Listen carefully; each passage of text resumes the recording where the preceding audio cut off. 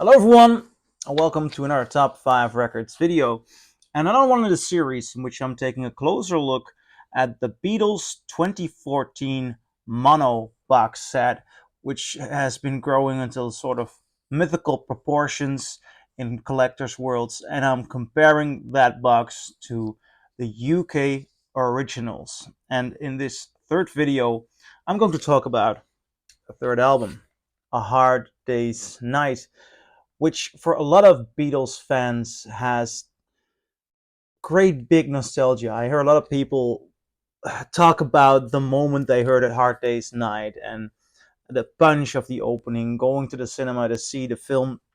That nostalgia, I do not have that for this record. As a matter of fact, I started off with this album when I was 14 or 15, and it postponed my love for the Beatles. As a matter of fact, it just didn't hit with me.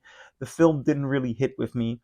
I actually programmed and screened the film a couple of years ago, um, and still, I think it's fun. I think it's great fun, but it's not for me the impactful. It doesn't have for me the impact that it does have for a lot of Beatles fans. Nevertheless, what I'm holding here is a first UK original pressing, the one printed and made by Ernest G. Day and Co. London. You can see that in the credit below. I'm telling you that, and I'll tell you later on why. Because according to Discogs, this is the first UK mono pressing. And there are other mono pressings from 1964. I mean, there are different factories. It's always hard to really see what is the first because there are different factories. One rolls out first, but well, nevertheless, putting this on it without changing my volume knob, I put it at about an average of 80 decibel with a maximum of 86 decibel, and this pressing has great punch, which is something that really helps the record. Can't say that listening to this, I am taken aback by the amount of detail in this pressing. The sound actually has an element of muddiness, and when you listen to elements of reverb or details in the distance, you can even notice a certain thin, not thin, tin can like quality. Nevertheless, there is a nice overall texture to it, a certain middle in your faceness, though nevertheless I think something is missing in the mid frequencies. I notice it mostly on the voice or on the harmonica on I Should Have Known Better. It's not typical for the fullness, the directness, and the texture that I know from other Beatles records. It left me somewhat even unsatisfied, which is a first for me with a Beatles first pressing. So I actually did the following. I have another, well, first pressing, though this is another 1964 mono pressing, UK mono pressing. But as this one was the made by Ernest G. Day, this is one printed and made by Garrett and Lofthouse. You can immediately see that there are differences in the cover. I'll put them to side.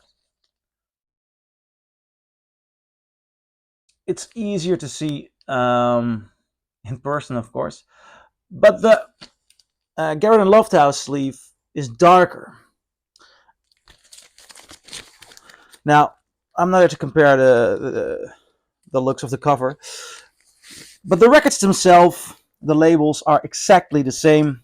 The stampers are exactly the same. We're talking about XEX4813N. So same mastering, same stampers, yet I prefer this one, the Garrett and Lofthouse. Why?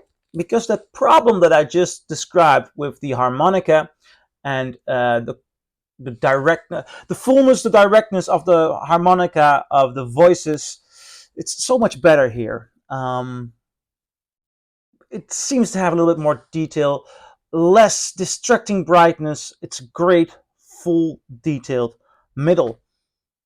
So that is really interesting because we're talking about the same stampers, same year of release, just different factories.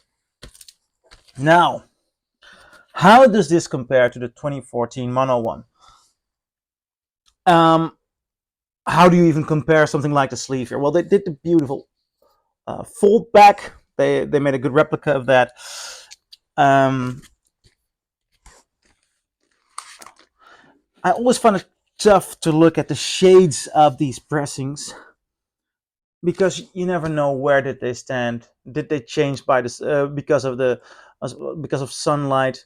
Um, this one, the colors, they do look a lot more like the Ernest J one.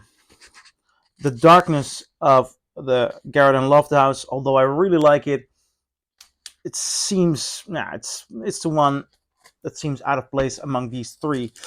Now, great job at the cover. Yellow Parlophone label, but obviously this label has a lot of differences made in the EU.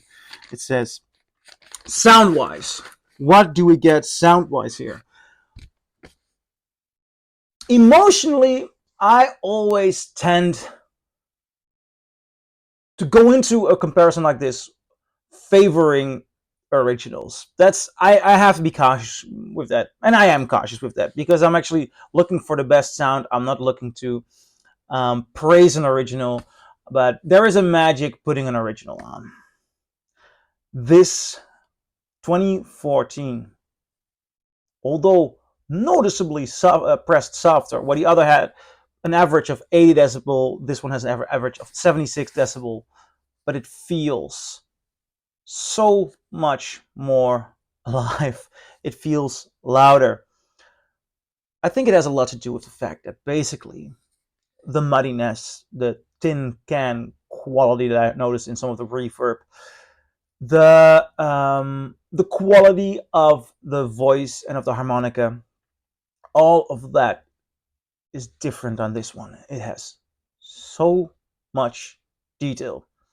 There is an element of punch that the other one has more than this one, which may also have to do with the difference in volume. But overall, this sound has so much more to say. It has so much more detail, so much more separation, that the emotional experience of the volume, the desire to crank up the volume or not, that's so much less on this one. It is already beautiful, rich. It sounds a lot better. You hear it also. You hear it in the separation of the instruments. You hear it in the separation of the voices as well. It's much easier to distinct who's doing the main vocal and who not. Um, Obviously, I did not expect this, but the 2014, in this case, to me, is the clear winner. More detail, more depth. So I'm curious, what do you think? Do you agree? Do you disagree? Leave a comment below, and I'll see you in my next video. Bye.